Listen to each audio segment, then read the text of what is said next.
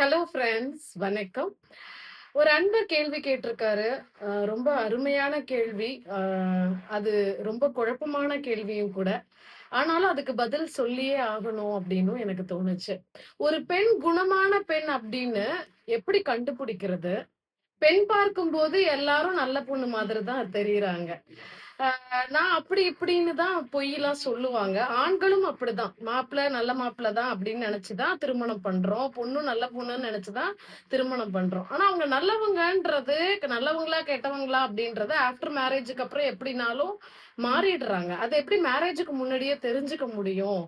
நீங்க வந்து அன்பான பொண்ணா பார்த்து கல்யாணம் பண்ணுங்க அப்படின்லாம் சொல்றீங்க. அது எப்படி நாங்க முன்கூட்டியே தெரிஞ்சுக்கிறது? அப்படின்ற மாதிரியான ஒரு கேள்வி கேட்டிருக்காரு.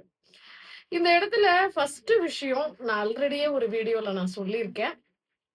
எந்த ஒரு பெண்ண திருமணம் பண்ணாலும், ஆணை திருமணம் பண்ணா